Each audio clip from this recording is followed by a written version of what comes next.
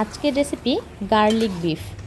এখানে আমি 2 কেজি পরিমাণ গরুর মাংস নিয়ে নিয়েছি এবং আজকের গরুর মাংসটা রান্না করব সম্পূর্ণ পাটায় বাটা মশলা দিয়ে দিলাম পাতিলে পরিমাণ মতো সরিষার তেল এবং পরিমাণ মতো পেঁয়াজ কুচি।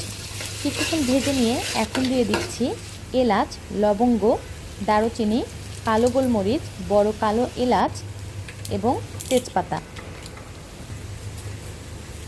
এরপরে দিয়ে দিচ্ছি পরিমাণ মতো রসুন বাটা এবং পরিমাণ মতো আদা বাটা। আমি 2 চা চামচ রসুন বাটা এবং 2 চা চামচ আদা বাটা নিয়েছি এবং পরিমাণ মতো শুকনা মরিচ বাটাটা দিয়ে দিয়েছি। এই সকল মশলা কিছুক্ষণ খুব ভালো করে কষিয়ে নিতে হবে। এরপরে আমি দিয়ে দিচ্ছি পরিমাণ মতো লবণ, পরিমাণ মতো ধনিয়ার গুঁড়া এবং হলুদের গুঁড়া। সামান্য পরিমাণ পানি দিয়ে আবারও মশলাটাকে আরেকবার কষিয়ে নেব। এরপরে দিয়ে দেব বাটা জিরা, কাঁচা জিরা শিলপাটায় বেটে নিয়েছি, দিয়ে দিলাম জিরা বাটা। আরও অল্প কিছুক্ষণ মশলাটাকে কষিয়ে নিয়ে দিয়ে দিচ্ছি গরুর মাংসটাকে একবার খুব ভালো করে কষিয়ে নেব। এরপরে হচ্ছে আস্ত রসুন দিয়ে দেব। মাংস কষানোর সময় আমি কোনো পানি দিইনি।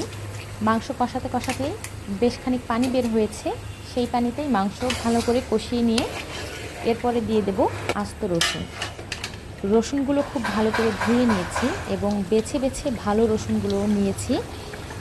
তোমরা সবসময় ভালো রসুনগুলো সিলেক্ট করবা, কারণ কোনো রসুনের মধ্যে যদি একটা কোয়াও নষ্ট থাকে ওই টাইপের কোনো রসুন নিবা না, তাহলে ভিতরে পোকা থাকতে পারে। আর একদম ফ্রেশ রসুন নিলে সেটা নির্দ্বিধায় তোমরা নিতে পারো, ভিতরে কিন্তু পোকা থাকে না। মাংস কষানো হয়ে গিয়েছে, উপরে তেল ভাসছে। এখন আমি আস্ত রসুনগুলো দিয়ে দেব।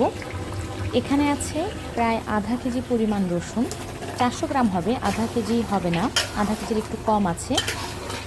মাংসটা আমি আরও কিছুক্ষণ কষিয়ে নেব। ঢেকে রেখে চুলার আঁচটা মিডিয়াম করে দিয়ে তারপরে হচ্ছে কষিয়ে নেব। এরপরে দিয়ে দেব আলু, দিয়ে দিলাম আলু। আরও কিছুক্ষণ মাংসটা খুব ভালো করে কষিয়ে নেব। মাংসটা যত ভালো করে কষানো হবে এই মাংসটার স্বাদ কিন্তু ততই ভালো লাগবে। এখন দিয়ে দিচ্ছি ফুটন্ত গরম পানি। এবার নেড়ে দিয়ে মাংসটাকে ঢেকে রাখবো সেদ্ধ হওয়ার আগ পর্যন্ত। আমি যতবার মাংসটাকে কষিয়েছি 3 ভাগের 2 ভাগ সেদ্ধ হয়ে গিয়েছে কষানোর মাধ্যমেই। এরপরে হচ্ছে ঢেকে রাখবো কিছুক্ষণের জন্য। ঢেকে রেখে মাংসটাকে খুব ভালো করে ফুটিয়ে নেব।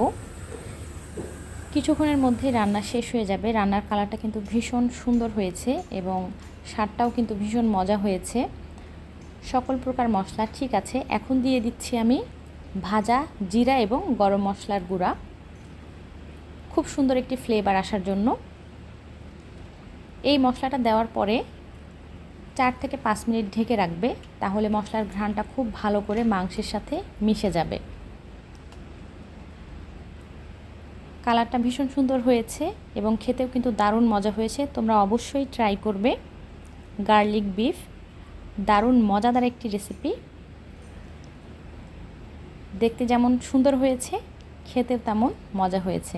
ভিডিওটি সম্পূর্ণ দেখার জন্য তোমাদেরকে অসংখ্য ধন্যবাদ।